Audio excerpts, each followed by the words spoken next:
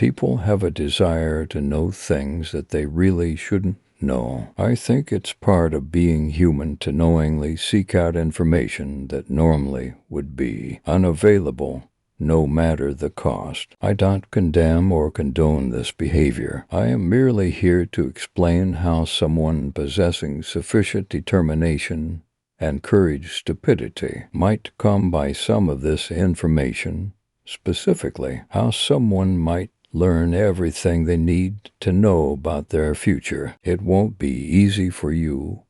Fair warning, the future is a complicated matter, so you won't find what you're looking for on any street corner.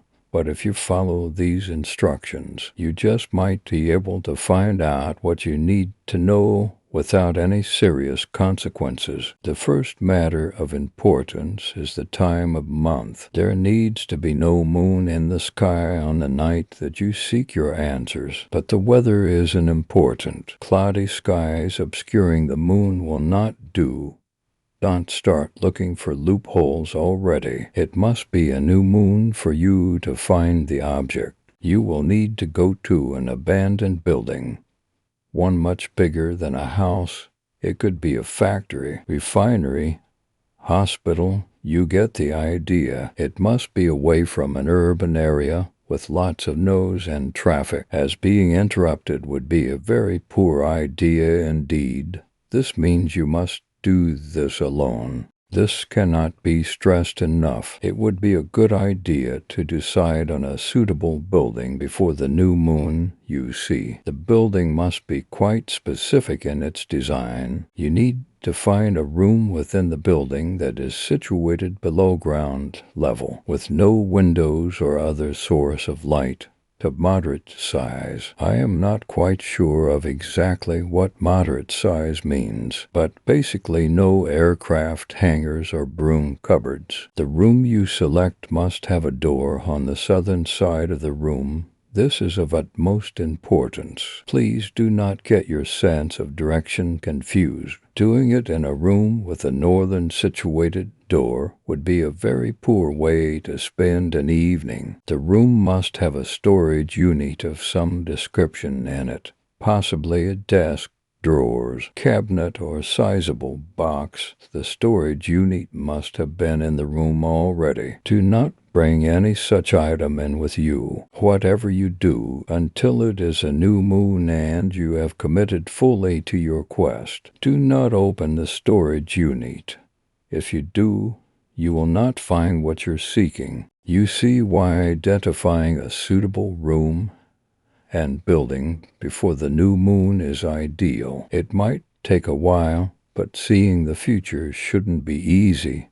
When you go back on the new moon, you must be prepared to enter the room completely naked.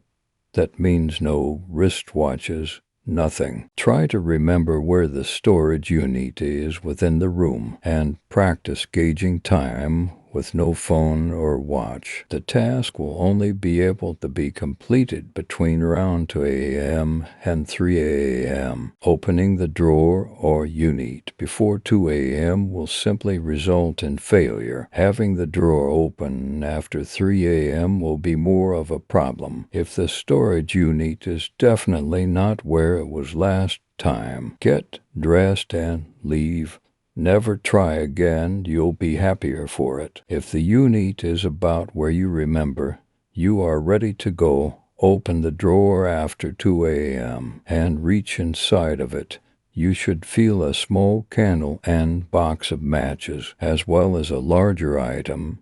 The larger item is a Polaroid camera of no distinct brand or design. Light the candle and place it against the eastern wall of the room. Again, please don't mess up your sense of direction. This particular ritual could be likened to an occult game of operation, where any deviation from the desired line results in failure. Not just an angry buzzing, but I'll leave that to the imagination. You probably won't notice immediately that you've made a mistake, so keep your wits about you. With the candle lit, you can proceed to ensure there are no extra items in the drawer particularly coins. If there are coins, leave immediately and do not take them. If there is nothing else in the drawer, you may take the photos.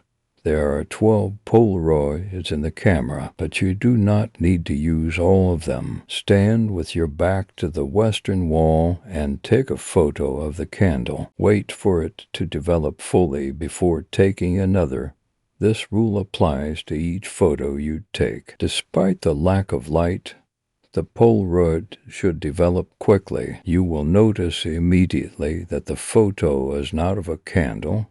If it is, I'm so sorry. It will be a photo of you, but a reasonable distance into the future. This could be 20 years or 200. It really depends. So don't be too concerned if you see a crumbling tombstone. That will be most of us in 200 years unless you place the candle against the western wall. This is where the quest becomes interesting. You may use as many or as few Polaroid as you like to find your answers. Each photo you take will be closer to the present time, but the time difference between photos will be random. They may show your future house or car in the background. They may show your future wife or children.